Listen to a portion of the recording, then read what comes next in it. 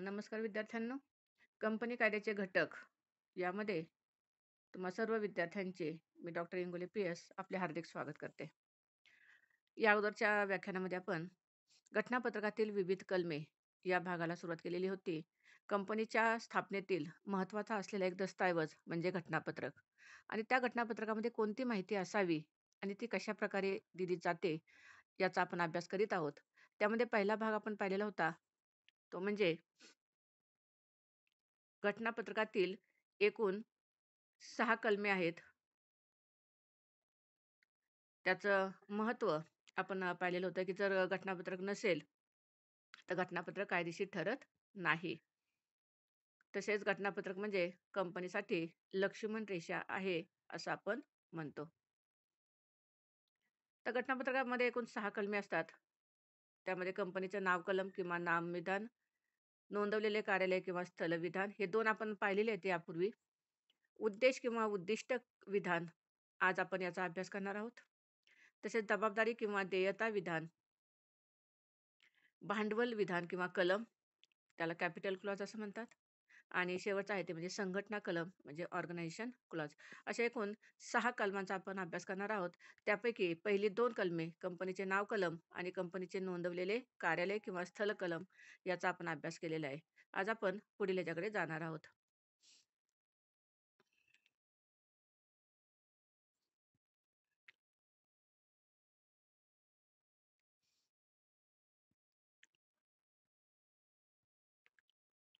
कंपनीच्या नाव कलमामध्ये पाहिलं आपण, की कंपनी नाव कुठलंही धारण करू शकते. पण धारण करताना काही अटी तिला पाळाव्या लागतात.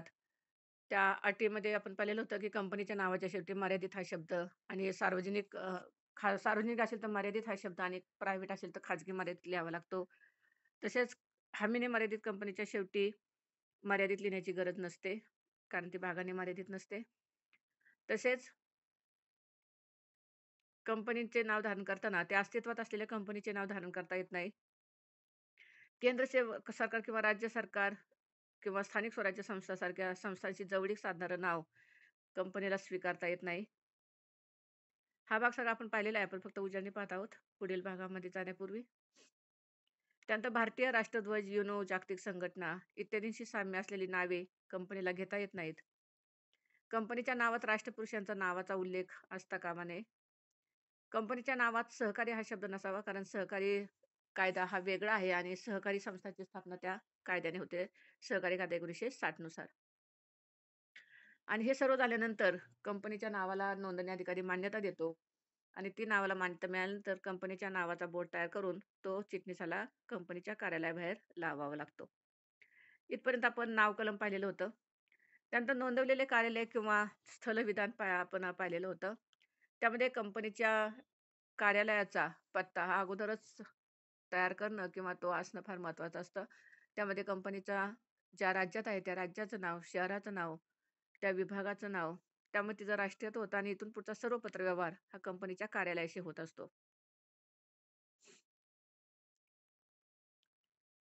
कंपनीची नोंदणी झाल्यापासून 15 दिवसाच्या आत कंपनीचे कार्यालय ठरवून तिथून पत्रे मिळतील आणि पत्रे येतील हे त्या नोंदणी अधिकाऱ्याला कळवावं लागतं. तसेच नोंदणी झाल्यानंतर 30 दिवसांच्या आत नोंदणी अधिकाऱ्याला या कार्यालयाची माहिती द्यावी लागते. कंपनीच्या कार्यालयाच्या बाहेर कंपनीचे नाव आणि पत्ता ठळक अक्षरात लिहिलेला बोर्ड किंवा बॅनर तयार करून लावावा लागतो. कंपनीच्या सर्व सीलवर म्हणजे तिचा जे शिक्का आहे, त्या शिक्क्यावरती तिचं नाव कोरावं लागतं. कंपनीची सर्व लेटर हेड, बिल, सूचना ज्याच्यावरती कंपनीच्या ओळख, नाव, पत्ता आणि आयडेंटिटी नंबर हा लिहावा लागतो. तसेच सर्व वचन चिठ्ठ्या, हुंड्या यावरती सुद्धा कंपनीचे नाव छापावे लागते. आणि जर कार्यालयात काही बदल करायचा असेल, तर त्याला कायदेशीर प्रक्रिया अवलंबावी लागते.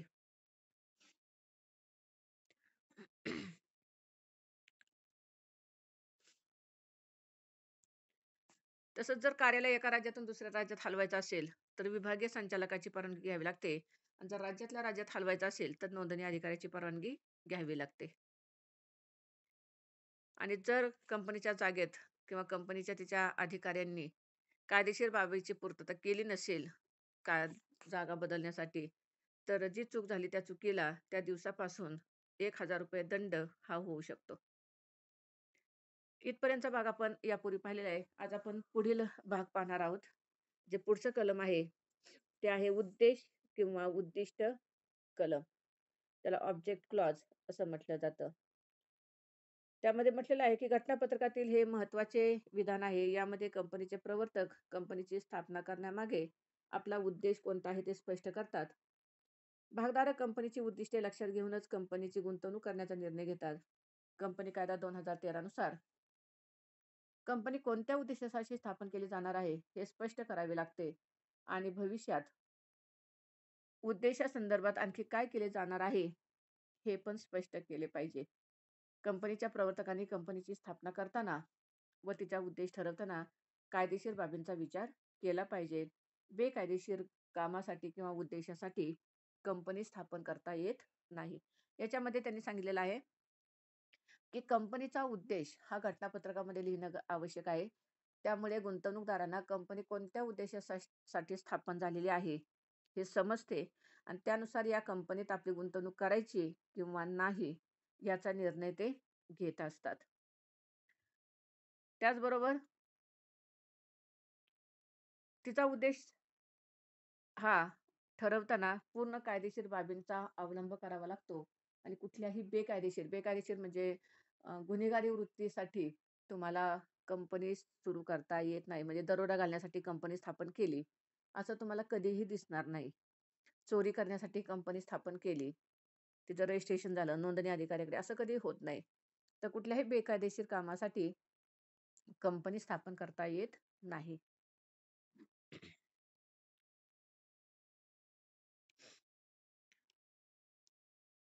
आता कंपनीला जर आपली उद्दिष्टे ठरवायची असतील, तर त्या कुठल्या मर्यादा आहेत कंपनी कायद्यात घातलेल्या, त्या आपण पाहूयात.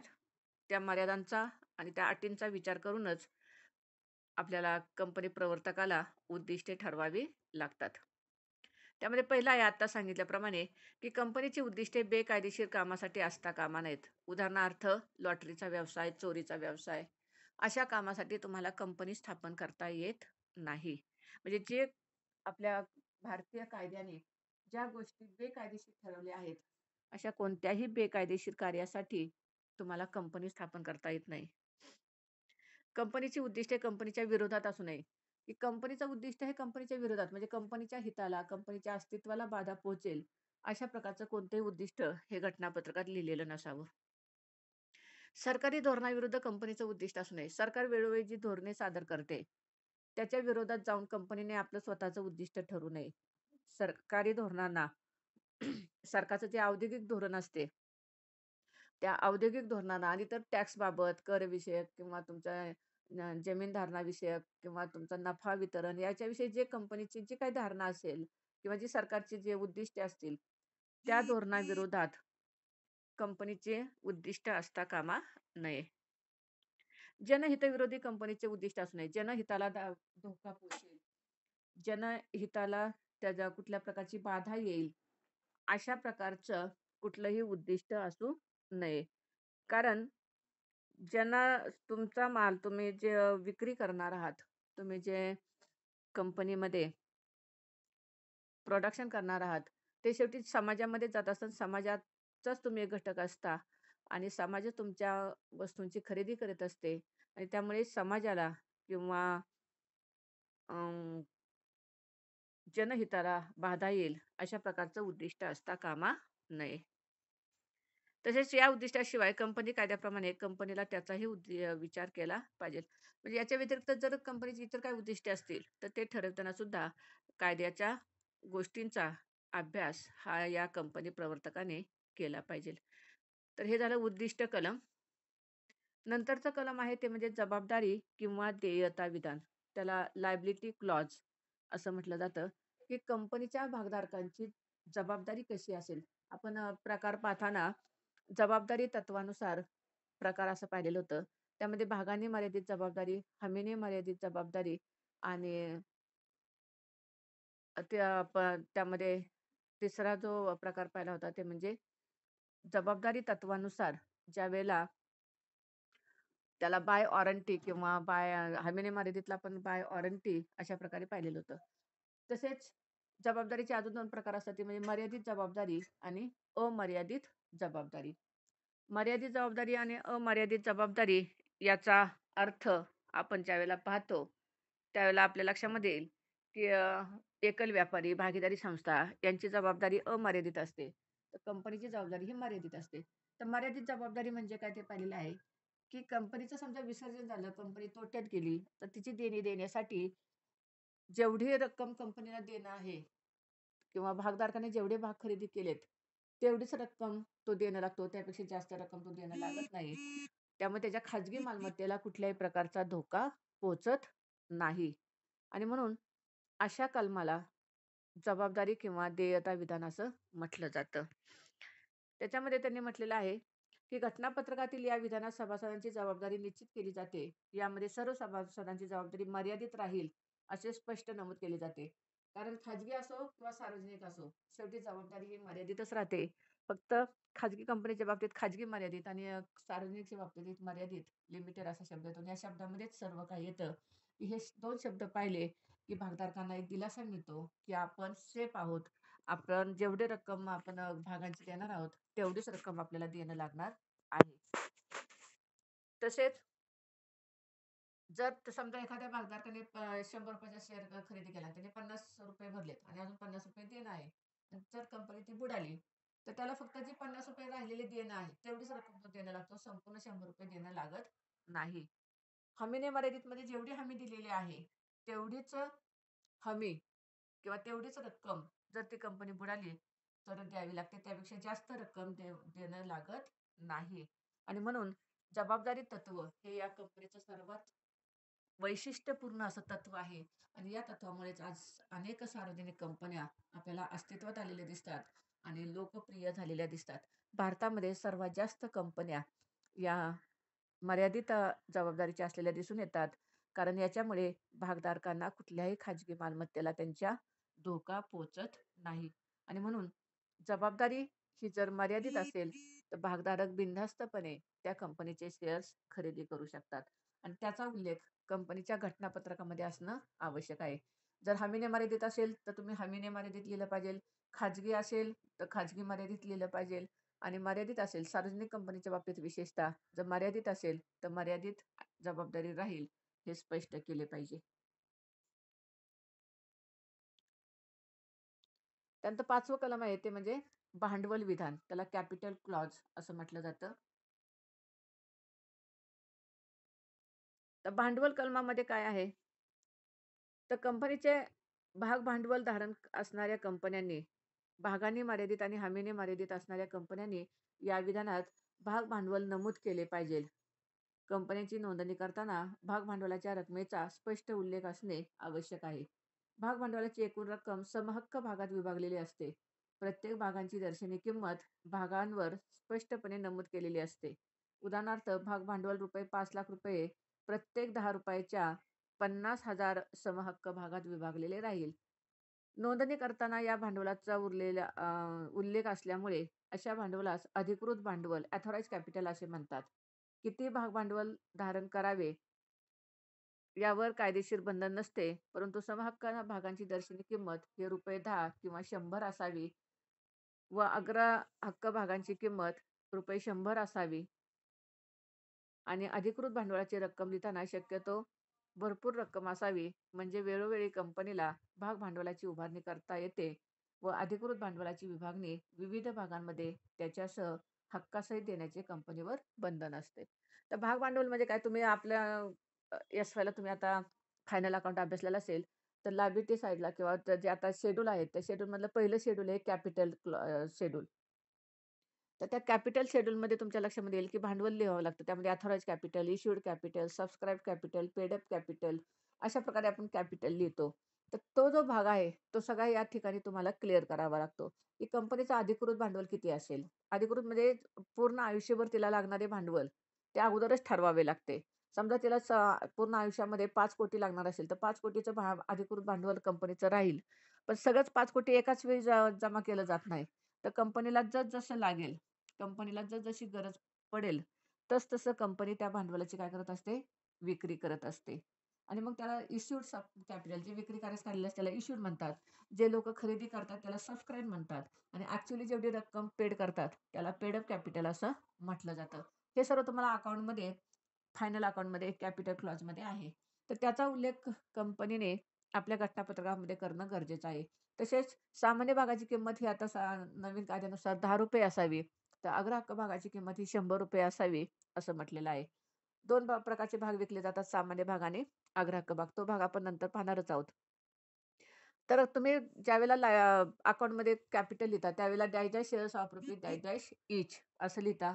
म्हणजे 10,000 शेअर्स ऑफ रुपीज 10 ईच किंवा 100 ईच अशा प्रकारे लिहिलं जातं. म्हणजे भागाची दर्शनी किंमत त्या ठिकाणी काय केली जाते, दर्शवली जाते आणि त्यामुळे भागधारकांना किंवा इतर बाह्य जगताला कळतं, की ह्या कंपनीचे भांडवल किती आहे, तिने आतापर्यंत किती विकलं आहे आणि अजून किती तिच्याकडे भांडवल ती विकू शकते. या सर्व गोष्टींचा उल्लेख हा या भांडवल कलमात आलेला असतो. जर 1 कोटीपेक्षा तुमचं जास्त भाग भांडवल असेल, तर त्यासाठी केंद्र सरकारची परवानगी घ्यावी लागते. हे आपण भांडवल उभारणी अवस्था यामध्ये पाहिलेलं आहे. कंपनीचे भांडवल हे टप्प्याटप्प्याने विक्रीला काढलं जातं. एकाच वेळी विक्रीला काढलं जात नाही. 5 कोटी जरी असेल, तर त्यातील पहिल्यांदा फक्त 5,00,000 विक्रीस काढली जाईल. नंतर तर पुन्हा 50,00,000 विक्रीस काढली जाईल. अशा पद्धतीने जसं लागेल तसं ते विक्रीस काढलं जातं. आणि म्हणून सुरुवातीलाच इथं म्हटलेलं आहे त्यांनी शेवटी, की अधिकृत भांडवलाची रक्कम ही शक्यतो जास्त ठेवली जाते. कारण भविष्यात तिला ते भांडवल काय करता यावं, विकता यावं.